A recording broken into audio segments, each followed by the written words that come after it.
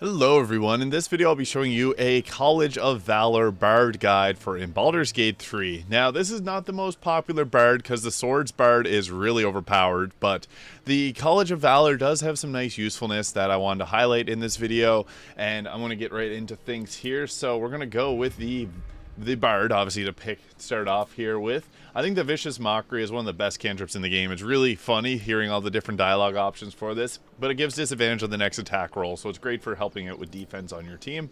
If you're the face of the party, grab Friends, because this has a lot of usefulness in dialogue, but I think that Minor Illusion is one of the greatest cantrips in this game, so we're going to go with Vicious Mockery and Minor Illusion. Mage Hand can also have some utility as well, but I think that this works great for what it is. Now, in terms of our spells that we're going to take, I think that having a healing option like Healing Word can be nice. This is a bonus action. The most useful thing that this is used for is if a team member goes down, you can use this to bring them back up without having to go over and physically touch them. And also, this only uses a bonus action, so you're free to continue to use your action in combat, which is really nice. Dissonant Whispers can be pretty great because frightening a creature is actually quite strong in this game, and it takes them out of combat pretty much, so we want to go with that for our next option. Cure Wounds is not the best as it takes an action to use. Sleep can be a really great early game option for putting creatures asleep up to a combined 24 health points. If a creature's asleep, it's like it's not even in the battle, so I really like that one. Tasha's Hideous Laughter can be another option for crowd control. I also like Thunderwave for the pushback because there are times in this game where the pushback can get you a free elimination, so we're going to go with that, but don't be afraid to take something like Long Strider because this can be cast outside of combat, and then this lasts until Long Rest, so very powerful to have it increase to your movement speed. For the starting instrument, we're just going to go with the violin here. You're free to choose whatever you like. Now, for the stats for the Valor Bard, this is where things get interesting. Charisma is going to be our highest stat that we want to have fully maxed out, so we're going to go with that there. Next is Constitution. We want to have a pretty decent Constitution because this is quite powerful in terms of what it can do for a class. Now, if you have the Gloves of Dexterity, I have them currently on this, so I can dump my Dexterity. But if you don't have them, I would take your Constitution up to 16 regardless, so something like that. And then maybe somewhere around there for your stats. But we can dump Dexterity because we have those gauntlets, which make a big difference for what we're able to do with this build. So we can take a little bit of Intelligence as well, and we'll go all the way up to 15 with that there. So that is what we're going to go with for our stats for the Lore Bard, or the College of Valor Bard. The Lore Bard is quite interesting because it gets 4 magical secret spells, but we still get magical secrets with this. The Sword Bard, the best thing about the Sword Bard is the fact that you get Flourishes, which are very powerful. But at level 2 Bard, we get the Jack of all trades, gives half our proficiency bonus in ability checks we're not proficient in. We also get Song of Rest, giving us another short rest, which is very powerful, especially if you have a Warlock on the team. And now for our next spell that we're going to take, I think that Tasha's Hideous Laughter or Long Strider being two of the better options here. But don't be afraid to take something like Fairy Fire, which will give it advantage on attack rolls against a creature, which can be pretty useful, but it does require concentration. So we're going to go with something like that for our level 2. At level 3, that's when we get to choose the College of Valor, so that's what we're going to go with here. So Lore, Valor, and Sword. Sword being the most OP of the bards, but with this we get Combat Inspiration, inspires an ally, and adds a 1d6 bonus to their attack roll, ability check, saving throw, weapon damage, or armor class. So that's quite nice. It does give a nice little bonus to your team, so this is kind of like a support class, but I'm going to get into how this class can be quite nice. So for our level 2 spells, Heat Metal is a really powerful one. This gives disadvantage on attack rolls and ability checks if a creature's wearing armor. Does require concentration. But I'm also a big fan of Hold Person because this keeps an enemy held in place, and then all attack rolls within 3 meters are always critical hits. So this is really good if you have a team that's more so focused on martial weapons. But also Heat Metal can be really great, and also Clouded Daggers obviously being a very powerful one. If you like Clouded Daggers, you may as well take it because it does have a lot of uses. You can put it in a doorway and block enemies from coming through, and it'll take damage if they do. But yeah, we also get to choose 2 more skill proficiencies here, so take whatever you think is best. I like Athletics to prevent you from being shoved, which can be useful later on in the game, but we're going to go with that there. So as we get into level 4, we get another cantrip, so I would take Mage Hand or Blade Ward or Light. One of those 3 is a decent choice. Cantrips have a good utility outside of combat. For a level 2 spell, we're going to go with either Heat Metal or Cloud of Daggers here for this next level. Ability Enhance can be nice, but we already got some other options that will be, like the Combat Inspiration gives a boost to your party, so we don't really need to focus too heavily on that. Now for our feat at level 4, I think that there is one that stands out above all else. Obviously the ability improvement score is quite nice because it's going to impact our spell casting abilities. We're going to take that up to 20, provided we have the Hag's Hair. If this is your main party, use the Hag's Hair on your charisma and take it up to 20. That gives you a nice boost and will give you a +5 to your charisma checks, which is very useful, especially if you're the face of the party. If you're not the face of the party, you can go with something like Sharpshooter and go with the dual crossbows, because that is quite powerful, but that's more so for a lore bard. The focus of the Valor bard is we get shield proficiencies and medium armor proficiencies, and we're kind of more of a support class, but this can be kind of changed around, and there's some really nice synergy with this. So at level 5, we get the Font of Inspiration, restoring our Bardic Inspiration on long or short rest. We also get the improved Bardic Inspiration, taking it a 1d8, and level 3 spells, which is really nice. We also get the Glyph of Warding, which I think is very powerful. This is similar to Fireball in the way that it affects an large area of effect, and you can choose what type of glyph you want. So you get to choose, similar to the Chromatic Orb, you get to choose what type of damage that you want on that. Fear is also a really nice option for a spell. This will cause them to drop their weapons. You can go up and grab their weapons. So that's really nice. The ability to be able to do that in combat's great, because if an enemy doesn't have a weapon, they're basically useless. So plant growth is another really good one, because it'll basically, if you put that in front of the enemies, they have to run through that, and then they basically won't be able to hit you. Don't be afraid to also take Hypnotic Pattern. That's another great spell at level 3. Just good crowd control. Fear, Glyph of Warding, Hypnotic Pattern, and to a lesser degree, plant growth. Pretty great spell choice there. So we're going to go with Glyph of Warding, because you can do Glyph of Warding Sleep for a really large crowd control. For our next level 3 spell, I'm a big fan of Fear, to be honest, because being able to make an enemy drop their weapon, grabbing that weapon, and they're fearful, which gives them disadvantage on ability checks and attack rolls, that's pretty great. So we're going to go with that. Fear is very powerful in Baldur's Gate 3. We also get Counter Charm, which is quite nice. This gives you the advantage on saving throws against being charmed or frightened, which is quite huge. We also get the extra attack at level 6. So similar to the Sword Bard, we do get the double attack. So this can pair well with the Warlock's extra Pact of the Blade attack. So if you want to add in Warlock as well, that can be an option here. But we're going to continue on with the College of Valor Bard. We also get level 4 spells here, which there's a few decent ones. Greater Invisibility can be pretty powerful in certain instances. This is requiring a concentration. Turns an invisible creature invisible. Spells against it have disadvantage and attacks with advantage. This can be very powerful against certain encounters in the game. I am also a big fan of Dimension Door. Teleport yourself and an ally to a place that you can see. So you can use that to teleport you and someone else around the map. And mobility is pretty huge in this game. I also am a fan of Confusion. I'll get into that in the next level of Bard once you get to level 8.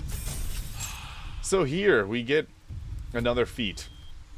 What's nice about Confusion is this is like the Fireball of crowd control. So confuse a group of enemies, cause them to attack at random, wander aimlessly, and occasionally skip their turn. So that is really great. Good concentration for 3 turns can really turn the tide of some battles. So we're going to go with that there. I don't see a lot of people talking about Confusion, but it's pretty great for crowd control. Now we get another choice here for our abilities and or for feats. I'm a big fan of Alert, because that gives us a +5 to initiative and you can't be surprised, which in honor mode can make or break a run. So that can be really nice. Sharpshooter is also great if you're using dual crossbows. I think that that's good of an option as well. Warcaster gives you advantage on saving throws on concentrations. We have a lot of concentrations for crowd control, so that can be a really great option as well, and it allows you to do Shocking Grasp as a reaction. I also like Alert, though. I think Alert's pretty great. +5 to initiative. Being able to move before your enemy is huge in Baldur's Gate 3, because you can set up the crowd control as a College of Valor and then completely shut down the enemy team. As our level 5 spell, we do get some great options here. There's Mass Cure Wounds, which will heal everyone in the nearby area. I'm a big fan of Hold Monster. This can turn some late game boss fights into a really easy fight. This is 10 turns. and it'll paralyze everything that's not undead. That's really great. Seeming can be good too if you want to disguise your party, but that's more so for out of combat. There's also Planar Binding, which allows you to control a Celestial, Elemental, Fey, or Fiend, which can be really good as well. So Hold Monster or Planar Binding. Dominate Person can be pretty decent as well, but I do think that Planar Binding is the better option of those two. So we're going to take Hold Monster at level 9, and then level 10, we get another cantrip. Take something like Blade Ward. For our spells, we'll go with Planar Binding, because this gives you another teammate, basically. Concentration, but being able to take over like a Fiend or an Elemental can be really powerful in changing the tide of the battle. So we're going to go with that. And then we also get Magical Secrets. This is huge. So what this does is it gives us 2 spells from the other classes. So we got like Eldritch Blast. We get Spiritual Weapon. We got Bless. We get the Spirit Guardians, which I'm a huge fan of. We also get like Call Lightning. I am a big fan of Conjure Elemental, because this is really just, it's nice to have another teammate on your side against enemies, and you can upcast at level 6 to get a Water Myrmidon, which is really powerful. Counter Charm or Counter Spell can be pretty nice if you don't have a wizard or a sorcerer on your team, but you don't want to burn up your spell slots if you got someone else doing that. There's Warden of Vitality, which is okay. I do think that for the Magical Secrets, that the best options to go with, if you don't have a bunch of concentrations already, Spirit Guardians is really great, just to give you that 3d8, and then upcast this, you can do even more damage of Radiant or Necrotic damage. Really, really powerful. Haste is also really good too. If you don't have a sorcerer that can twin this, you can take this, give yourself an extra action, but I prefer a sorcerer take that, because if you can cast on 2 people, that gets really powerful. Guardian of Faith can be pretty decent at times as well, but fill out whatever your party doesn't have already. So Spiritual Weapon's pretty decent. I think that this is really great. Just to have extra people taking the attacks for you can be very beneficial. I'm a big fan of the Spirit Guardians, though, to be honest. I think that this is really great. If you don't have a concentration already, Spirit Guardians and then just running into the fray of things can be very effective. So going with something like that can be quite nice. So there is things like Cone of Cold, which is great, but for a level 3 spell, which is concentration, it can be really, really nice to have. Lightning Bolt's another option if you have a team surrounding around water. Create Water can be great to have that extra lightning damage, which will double its damage. And then we also get some skills here. So Stealth is a nice one to take. We'll go with that. And yeah, we get also another option there. So Deception or Intimidation, Persuasion, one of the 3 that you need. Persuasion is probably best if you're the face of the party, and Intimidation could be pretty nice as well. So we're going to go with that for our level 10 Bard. Now, there's 2 ways we can go about this. We could get the level 6 spells from being a level 11 Bard. Gives us things like Otto's Irresistible Dance, but I think that one of the best things that we can do to this is add in another class. Now, you can add in the Wizard, because we kept our intelligence quite high there. And what that gives us is the ability to continue on with our spells, and then we can scribe ourselves. We can scribe some spells from scrolls, and we get to keep all level 6s of our spell progression. So adding in Wizard can be nice. Also, if you have the Circlet of Intelligence, you can just dump Intelligence. But yeah, another option that we can add in is the Paladin, because at level 2 we'll get Smite, and we get 2 attacks, so we can do 2 smites. But what's nice about the College of Sword Bard is the fact that they can do Flourish smites, so they can smite 2 people at once, which is really powerful for Nova damage. But yeah, you can either you can go full Bard, or you can add in Paladin or Wizard. The reason we want to add in Wizard is we get the level 6 spell slots, and then we can get ourselves Globe of Invulnerability, which is incredibly powerful. And then we also get some more cantrips, which is nice to have. So we can take some damaging ones like Freya Frost, Shocking Grasp. Just gives you a little bit more utility inside of combat. And then maybe like Bone Chill for more damage, or Firebolt, depending on what you think you need for damage options. I like having the lightning and cold damage, because if you have water set up, those are going to deal more damage. For spells, Magic Missile is great. Grease is good too if you have a fire surround, like a build focus on fire. Fog Cloud can be pretty great too for just overall damage. I like Chromatic Orb because this can be upcasted and changed to different types of damage, which is pretty nice to have. Witch Bolt, not amazing, but it can be taken if you need a lightning damage. I'm also a big fan of Shield, which gives you an increase to your armor class by 5, and you use this as a reaction, so that can help with survivability. And Find Familiar is not a bad... It doesn't survive long, but it'll tank 1 hit for you, so that's pretty nice in itself. And then for our prepared wizard spells, we can go with something like... Magic Missile is nice because if you have no other option for damage to hit, that can hit. And then we'll take Shield for just the defensive abilities it gives us. And then Chromatic Orb or Greaves or Fog Cloud, depending on what you need. I guess one of the last 3 there. So we're going to go with Grease. Crowd Control is the focus of this. And then for our next, we also get a subclass. So I like to go with the Necromancer because once per turn, if you kill a creature with a spell, you regain hit points equal to the spell slot used. Thrice if it's a Necromancy spell. So this can restore health.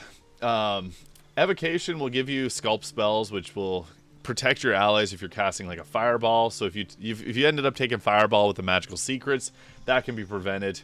I should have mentioned taking Fireball. I don't know why I missed out on that. I'm also a fan of Divination, this gives you Portent dice, which allows you to basically change the outcome of battle. So every long rest, you get 2 Portent dice during the day. You can use reaction to change the die of any attack roll or saving throw. This is huge. If we had higher levels, we could take more advantage of that, but we also get 2 more spells here, so we get the level 1 spells. I like Ice Knife, and Color Spray can be good for blinding, or False Life to give temporary health points. Long Strider is also a really nice one to increase movement speed, and then for our prepared spells, we'll take something like that. Looks good. So adding in the Wizard can be pretty beneficial because it does give us a bit of extra options here. And then we can also go into our scrolls, and then with the scrolls we can learn pretty much any spell from them. So that can be really nice, as we can have like Scroll of Minor Elemental, which will give us 2 ice methods to go alongside our other elementals. You can really do a lot with this because you get the options to take whatever spells that you can find from these. So Call Lightning, Chain Lightning, different spells that can be very beneficial. So the focus of this for gear, we're going to go with the Birthright to give us an increase to our Charisma. So we got 21 or 22 if you use the Hag's Hair there. And then the Mirror of Loss will give us a 24. We have Cloak of Protection to take our armor class up to 23. So this is actually quite high in its armor class. We also get we're using the Yon T Scale Mail because this is a medium armor that adds our dexterity modifier to our armor class, which is pretty nice, giving us a nice 23. The Gloves of Dexterity, which I mentioned, sets our dexterity at 18. And then the Helldust Boots, it gives us a Misty Step that does fire damage, 2d8 of fire damage. I like the Handmaiden's Mace, which gives us sets our strength to 18. You can go with different options for the weapon here. I just went with that one as I found that worked pretty great because we could just dump our strength. I like the Iron Banded Shield to give us a +3 armor class, but there's also some other shields that will give us, like Viconia's Waking Fortress here. Gives us the Rebuke of the Mighty when a foe hits you with a melee attack, and you use reaction to do 2d8 or 2d4 force damage, knock it prone. You also get Reflective Spell from that, so that's a really nice option there. And then Dual Crossbows for the ranged. And then also the Killer Sweetheart to give us a critical on kill. And then per that critical, we can do a Paralyze for 2 turns. So that gets pretty nice. What we want to do in combat is as you can see, we have a lot of crowd control. So you can set up something like the Glyph of Warding Sleep, which will put the enemy to sleep if they go into that, which can be nice. Volo is scared there. He's running for his life. That was pretty funny. But yeah, you want to use your concentrations for crowd control purposes. I would even just swap out Spirit Guardians for Fireball. I kind of messed up with that. But Spirit Guardians is also really nice to use. But see, we still get our level 6 spell slots. We can conjure a Water Myrmidon. Or we can go with something like the Earth Elemental will knock creatures prone on attack. So that can be quite nice because it's just good to be able to knock enemies down. And yeah, it's got some pretty powerful usefulness in combat. Don't be afraid to use summons or even use your wizard ability to take a minor elemental alongside that, because the damage they can provide is massive. So there it is, the College of Valor Bard in Baldur's Gate 3. Let me know in the comments if you have any questions around this, because there's a lot of variabilities in this. It's not the best Bard, but it's still pretty decent Bard, because the Bard's pretty overpowered. So yeah, thank you so much for watching. If you found this video useful, please hit the subscribe button below, and I'll see you all in the next video.